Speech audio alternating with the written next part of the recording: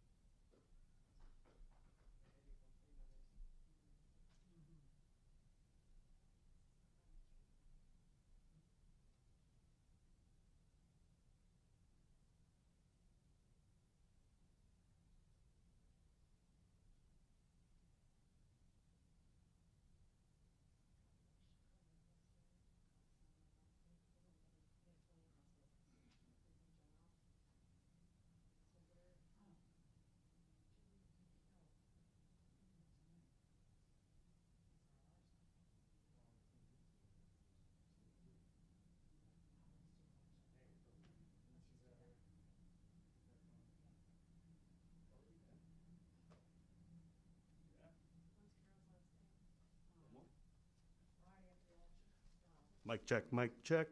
1 2. 1 2 3 4 5 6 7. Yep.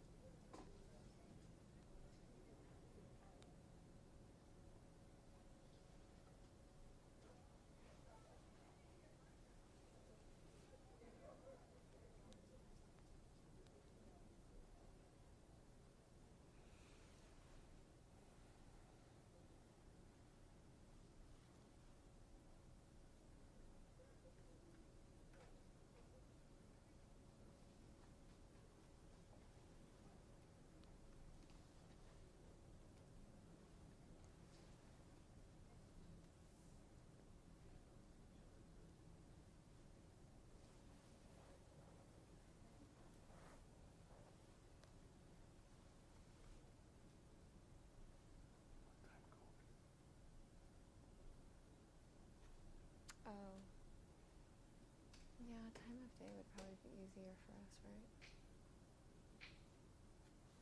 For us, if you're talking about them, Well, if I'm gonna, I guess I could just look at your camera, right? If I'm gonna like make notes. right, so I could leave this one. Okay. Yeah.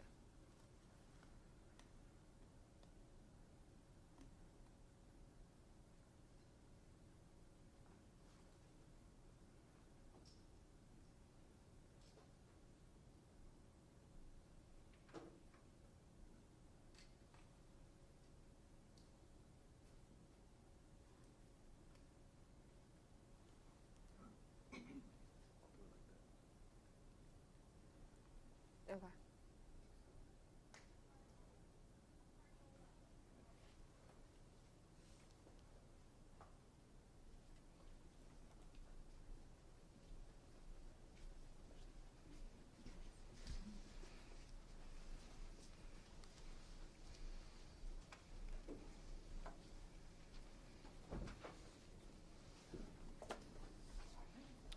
Well, good afternoon, everyone, and welcome to our daily COVID-19 update briefing.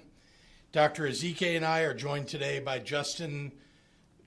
Justin Macariola-Code, Interim Chief Medical Officer at Advocate Sherman Hospital and longtime DuPage County resident.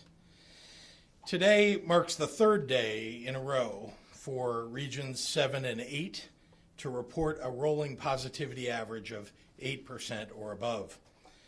That means that starting on Friday, 4 counties, Will, Kankakee, DuPage, and Kane, will all see the heightened resurgence mitigations already in place in Region 1, that's in northwestern Illinois. New restrictions were announced yesterday for Region 5, southern Illinois, so that means 4 of our 11 regions have triggered our fail-safe state action metric. By the end of this week, those 4 regions will be operating under the standard resurgence mitigations. That includes no indoor dining or indoor bar service, limiting in-person gatherings to no more than 25 individuals. As you may know, when the regional positivity rate averages 6.5% or less for 3 consecutive days, then the resurgence mitigations can be removed from those regions. If the positivity rate averages between 6.5 and 8%, the new mitigations will remain in place and unchanged. If the positivity rate averages greater than or equal to 8% after 14 days, more stringent Tier 2 or Tier 3 mitigations can be applied to further reduce spread of the virus. The new wave of the virus is disrupting small businesses in these regions, so they will receive priority consideration for the $220 million in the current round of business interruption grants. A description of the grants and an application form can be found online at dceo.illinois.gov.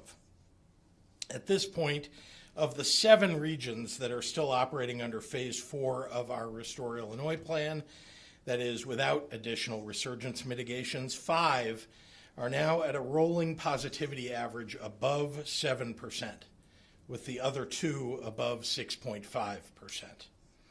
All continue to show increases over last week, and most regions of the state continue to see increases in COVID-related hospital admissions. As colder weather approaches and flu season is upon us, we're going to see the rippling effects of these current unfortunate trends. The massive surge of cases in our neighboring states will continue to have a spillover effect. There is no easy fix for the effects of this virus on our economy and on our public health. But we will manage through this. We're Midwestern tough here in Illinois. We know how to deal with a crisis, and we know how to take care of each other. If you're getting tired and you've let your guard down, now is the time to pick it back up. Mask up, wash your hands, keep your distance. We have to manage through this until the effective treatments and vaccines are fully tested and ready for distribution. For now, to keep our economy moving forward and to get our kids back in school, we have to do our part to reduce the spread of the virus. We have to do this for each other, for our schools, for our small businesses. We can and we will. With that, I'd like to turn it over to Dr. Ngozi Ezike. Doctor. Thank you, sir. Good afternoon, everyone. And of course, thank you, Governor Pritzker, for your continued leadership throughout this pandemic. I commend everyone who has taken this virus seriously since the beginning. It is not easy to take the right path. Sometimes taking the right path is quite hard, and that's very true in this situation we have here. But with your support and understanding, Illinois will avoid a much tougher situation than we find ourselves today. We still have a lot of work to do. We must continue to make strides against COVID-19 as the cases, as the hospitalizations, as the deaths grow each day throughout our state. Numbers throughout most of the regions are trending in the wrong direction. If your region does have the implemented mitigation measures, please, let's get on board and help our community to get back on track. It's been done before. We did it together as a state to get to phase 4. Let's do what we can to progress further. We know what works. Wear your face covering, watch your distance, wash your hands, keep to smaller groups. Those simple actions keep you, your family, and your community safe. Another important piece, I can't say it enough, get your flu shot. I know many of you have never even gotten a flu shot, so why should you start now? Well, first of all, if you develop the flu for the first time, everyone will be looking to see if you have COVID. But you also don't want to run the risk of getting flu and COVID at the same time, nor do we want to use an additional bed for a flu hospitalization, as we don't have any definitive cures or vaccine for the coronavirus. Today, we are reporting 3,714 new cases of COVID-19 for a total of 350,875 total cases. Since yesterday, most regrettably, we have lost another 41 individuals for a total of 9,277 total lives lost. In the last 24 hours, 59,077 labs were reported for a total now of more than 6.8 million tests. In the hospital overnight with COVID were 2,261 individuals. Of those, 489 were in the ICU and 195 were on ventilators. These figures represent lives, parents, grandparents, co-workers who will not be with us at Thanksgiving. We have a deadly virus that is still prevalent throughout the state of Illinois. Let's please get together, band together, because none of us can do this alone. Individualism won't get us through this pandemic. We have to work together. Buenas tardes y gracias al gobernador Pritzker por su continuo liderazgo durante esta pandemia. De hecho, felicito a todas las personas que han tomado este virus en serio desde el primer día. Sin su apoyo y ayuda, Illinois estaría en una situación mucho más difícil de en que la que nos encontramos hoy. Sin embargo, el trabajo no está terminado. Debemos seguir avanzando contra el COVID-19 a medida que los casos, las hospitalizaciones y las muertes aumentan cada día. Los números en la mayoría de las regiones del estado van en la dirección equivocada. Si su región ha implementado medidas de mitigación, le pido que se suba a bordo y ayude a su comunidad a retomar el rumbo. Si ha hecho antes, lo hicimos juntos como un estado para llegar a la fase 4. No hacen más daño al progreso que hemos logrado. Sabemos lo que funciona: cubrirse la cara, cuidar la distancia y lavarse las manos. Esas simples acciones mantienen a usted, a su familia y a su comunidad saludables. Una pieza importante es vacunarse contra la influenza. No corra el riesgo de contraer la influenza durante una pandemia mundial. Hoy informamos 3,714 casos nuevos de COVID-19 en Illinois para un total de más de 350,000 casos confirmados. Desde ayer hemos perdido 41 vidas adicionales para un total de más de 9,200 muertes. En las últimas 24 horas se informaron más de 59,000 pruebas de laboratorio para un total de más de 6,8 millones de pruebas hechas en Illinois. 2,261 personas en Illinois pasaron la noche en el hospital con COVID-19. De ellos, 489 pacientes estaban en la unidad de cuidados intensivos y 195 pacientes estaban en ventiladores. Estos números representan vidas afectadas, madres y padres, por este virus mortal que todavía existe en Illinois. Vamos a hacerlo juntos, porque no podemos hacer esto solos. Muchísimas gracias por su apoyo. And with that, I'd like to turn it over to Dr. Justin Macariola Code.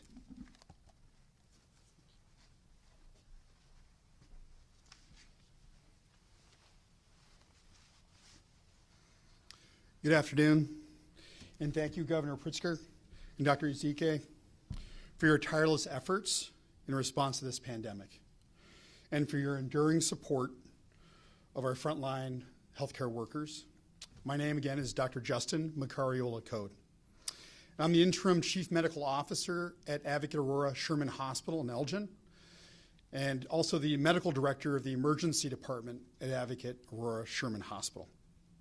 I'm also a resident of DuPage County and have been since 2001, and have lived in Chicago, or Chicagoland rather, since 1995. I'm a married father of 3 boys, all in school, one in Evanston, one in Elmhurst, 2 in Elmhurst, one in public school, one in Catholic grade school. So I really understand what families are going through during this pandemic. It's been a challenging time.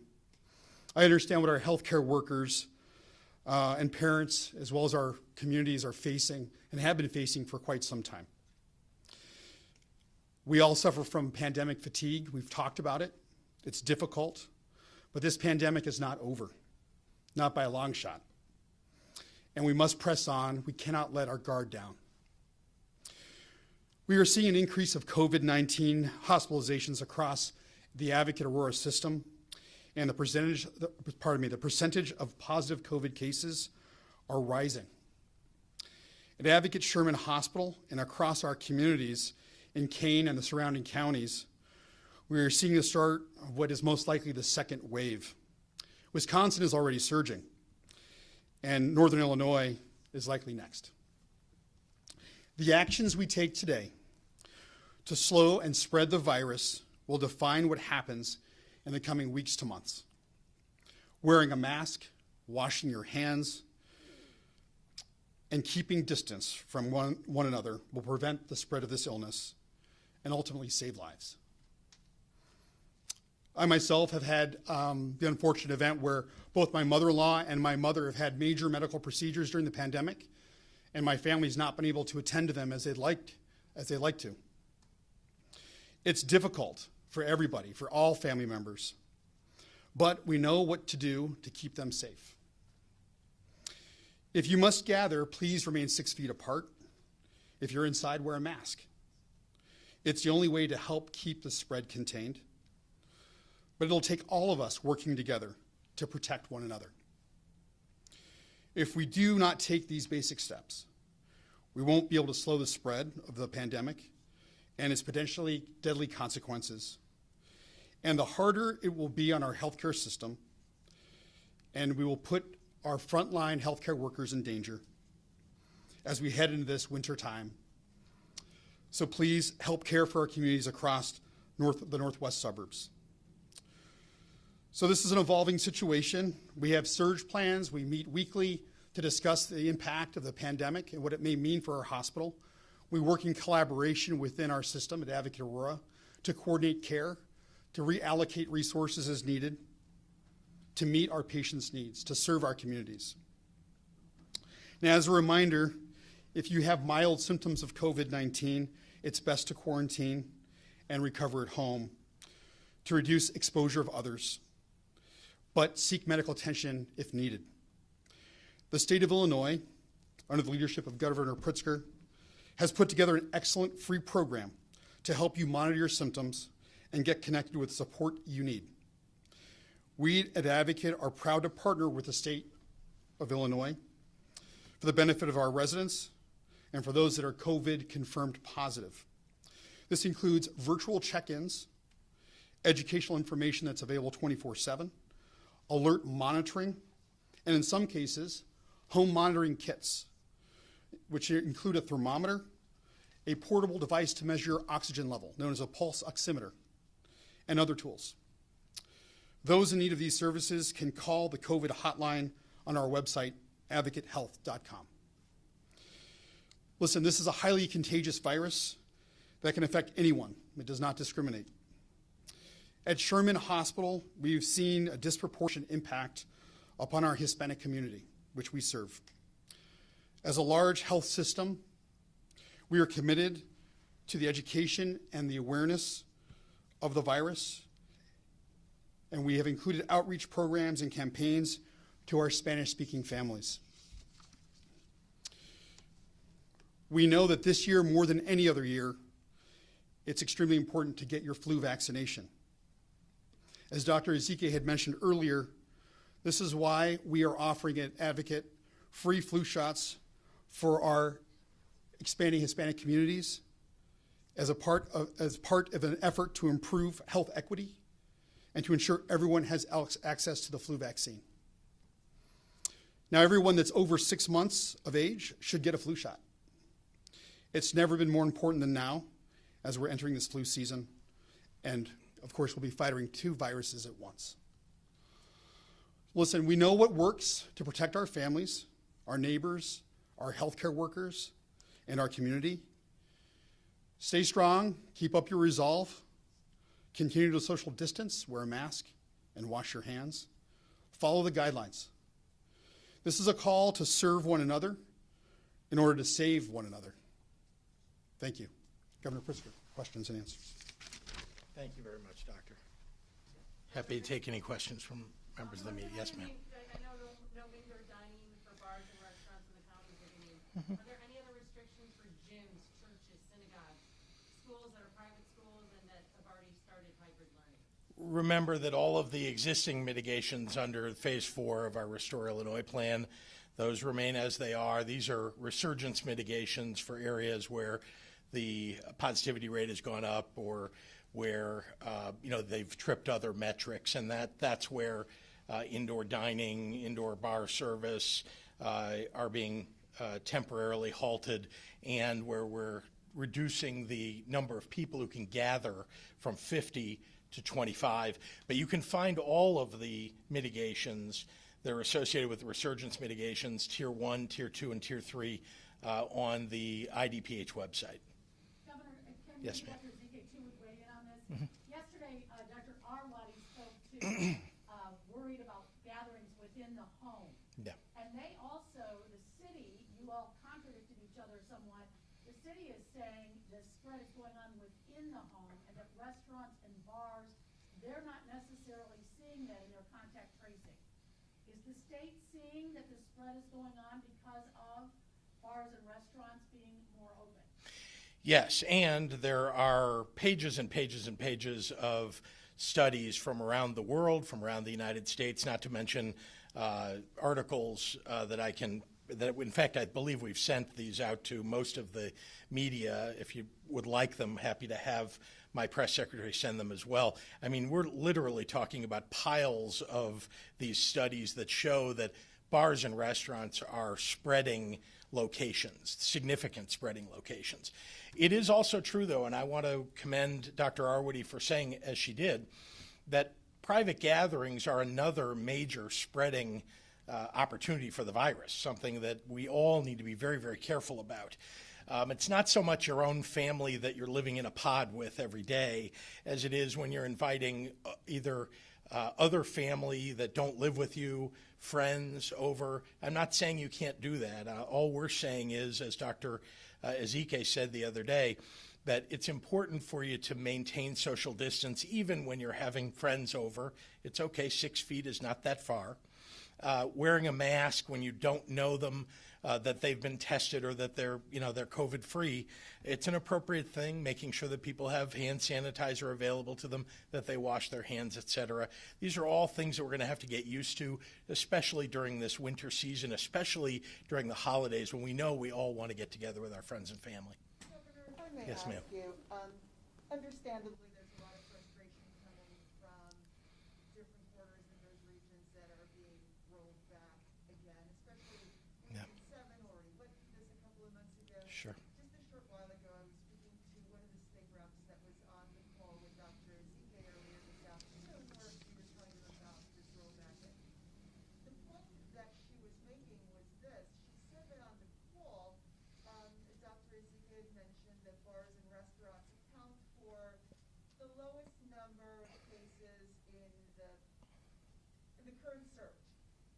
And so if they're at the bottom of the list for this new surge, why are we affecting businesses?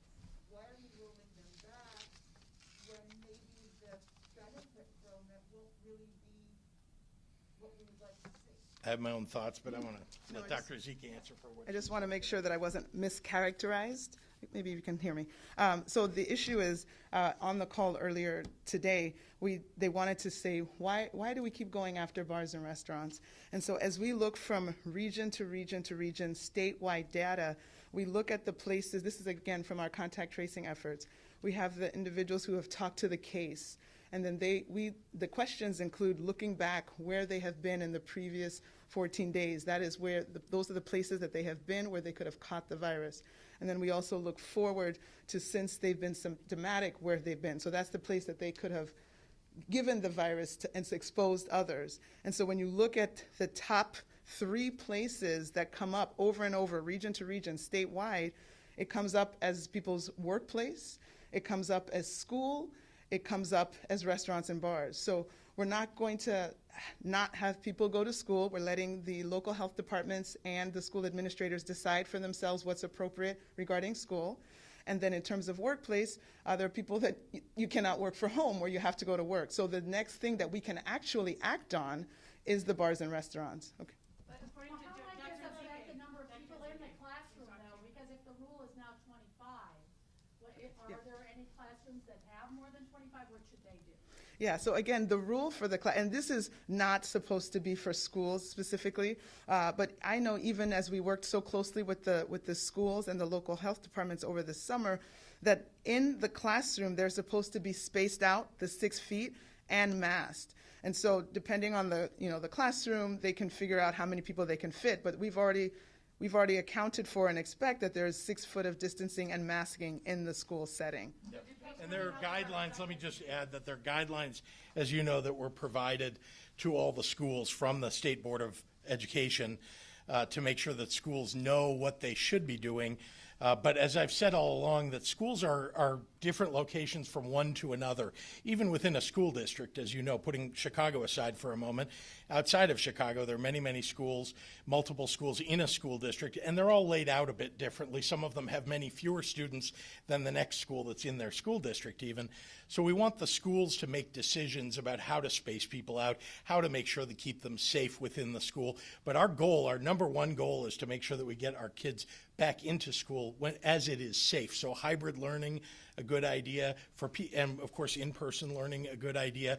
Again, at the local level, school boards and school administrators making decisions to keep those kids safe. How might this impact your decision on winter high school sports? If this is what's going on as far as more restrictions, might we see high school sports for the winter being played? Well, let me begin by reminding you while we're here 2 days in a row and why we're now having a daily press conference about COVID-19 again. And that's because we are seeing a national surge of cases that is affecting every state around us in a dramatic way. And in Illinois, we are seeing the numbers go up literally all across the state. And so we are going to be very careful about whatever guidance gets issued for school sports for the winter, as we've tried to be careful about everything that we're doing so that we don't have a significant surge. Illinois has done a better job, I think, than most states, certainly the ones surrounding us, and we'd like to keep it that way. Governor Pritzker, the CDC changed the rules a few, I think, and Dr. Zika talked about this. We're now taking into consideration antigen tests, which are rapid tests. Why now are antigen positive cases being added now? And do you think that has to do with the increase in cases, not just in Illinois, but nationwide? I don't know about nationwide. I can tell you what's going on in Illinois. Let me start with this. We already have a robust testing system that didn't have antigen testing in it. That's because the percentage of tests that are being done that are antigen oriented up to now have been very, very small. I think you can see, I think we announced that it was something like 1,000 or 1,200, out of the 50 or 60, 70,000 that have been announced over the last couple of days. The reason that we're now including antigen testing is because we're now getting resources from the federal government that are antigen tests. And we want to be able to use those tests for surveillance testing, which is a very important thing for us to be doing in the state. And so we'll be reporting those. But we've separated them out. People can see the numbers of antigen tests. Right now, it's a very small percentage. I think 1% to 2% is the total number out of all the tests. What's that? You're separating them out? We are. You'll be able to see. Yes, you'll be able to see it. I don't know whether we've got it up on the website yet, but that's the point of it. Is we want you to be able to see the separate tests, but we also want us to be able to calculate the positivity rate using these tests because they're useful for surveillance testing, which is part of how you get to a positivity rate. Do you foresee another stay-at-home order? I'll come over here in a moment. I promise. Yeah. Go ahead. Do you foresee another stay-at-home order, and if so, what will it take to get there? It's not something that we're considering right now. As you know, we have this resurgence mitigation plan in place. It's been working as regions have gone in to the resurgence mitigations. They've been able to lower their positivity rates and come out of it. It takes a little longer for some regions than others for reasons I can't explain, but they do come out of it. So we're going to continue with the plan that we're on. That's a regional plan. Yes, ma'am. Just go back to the question that I'd asked earlier and didn't get your response on it of why roll back businesses when we're not seeing maybe the benefit from it that we would like if most of these new cases are in fact coming from at-home gathering. But we are seeing the benefit. In fact, we saw it in Region 7. We saw it in Region 4. Those are two regions that we put into this very same set of mitigations where we limited or actually eliminated temporarily indoor bar service, indoor dining. Those were two of the things, limited the amount of people gathering. And you saw those positivity rates come down in both of those regions. So it does work. And indeed, it is an area of spread, as Dr. Zika did say, and we are seeing it in our contact tracing. So, this is an important area to focus on. Look, this isn't about punishing anybody. We're not focused on, we didn't pick it just because it sounds good or that we want to do it. It's because all the studies that have been done about bars and restaurants show that these are significant spreading locations. And we want to stop the spread. We want to slow the spread as best we can. And so we're putting mitigations in on a targeted basis to make sure that we bring down our positivity rates so that those businesses can reopen to indoor service. And sorry, one right here we haven't taken a look at. Yes, thank you. We talk about COVID fatigue, for months and months and months we've been telling people, wear your mask and don't have parties. And at some point that starts to become white noise. Do you feel, each of you said, wear a mask, keep your distance. Do you feel like the current strategy is still working to get that message to residents? Yeah. I do. And what I know is that wearing a mask works. What I know is that social distance works. Do I think that the messaging works? Sure. Look, there are a lot of people that have resisted because they didn't know anybody who had COVID. They didn't know anybody who got sick from COVID-19. There are a lot of people that aren't paying a ton of attention. They, of course, turn on the TV, they hear about COVID, and they say, I don't want to hear the bad news. The truth is that as time has gone on, lots and lots of people have come to know somebody that got COVID-19 and got sick from it. And I particularly want to, and I said this the other day, at the early stages of COVID-19 back in March and April, I think there were many people who lived in rural areas of the state, who live in rural areas of the state, who didn't see many cases and they didn't see many people getting sick. And they looked at Chicago and Cook County and the collar counties and said, that's a problem for them. That's not our problem. We don't need to change our lives. And so for several months, there were people that resisted and resisted wearing masks. They weren't really listening to it because it wasn't affecting them directly in their communities, or seemed not to be. That situation, to some degree, has reversed. That is to say that Chicago has one of the lower positivity rates in the state, and it's the rural areas of the state that have the highest positivity rates. You're seeing that in Wisconsin. You're seeing that in Iowa. You're seeing that in Indiana. And so we need to make sure that people hear the message again. Because now I think it's personal to people. It is local to people. They do understand it. And when they hear from a local doctor, when they see that their local hospital is getting fuller, when they know people who are getting sick from COVID-19 and having sometimes long-lasting symptoms, I think then it's real. It's more real to people. And so, yes, I think that although people feel fatigue from all of this, and I know we'd all like to go back to the lives that we were living before we ever heard the words COVID-19, the truth is that we're going to have to tough this out for a little bit longer. We do see progress on vaccinations. We do see progress on treatments. And I'm very, very hopeful that in the spring, that more and more people will have those things available to them. What does this mean for the Joliet Casino? It is Will County's largest employer. So the same rules for every region that goes into these resurgence mitigations. They have to close by 11 p.m. And they're under the same. That's another one of those under the list of Tier 1 mitigations under the regional resurgence mitigations. So there's some mitigation there as well. Sorry? Only 25 people inside, or? I can't remember the exact, terminology that's in the resurgence plan for casinos. My apologies. There's a lot of detail in there, but I can at least tell you that they too are going to have to make some changes to the way they do business. Thank you. I'll get you the casino stuff right here. Thank you. And the bars and restaurants. Jordan, can you mail out the advanced email to bars and restaurants? The studies? Yes, that'd be very helpful. Thank you.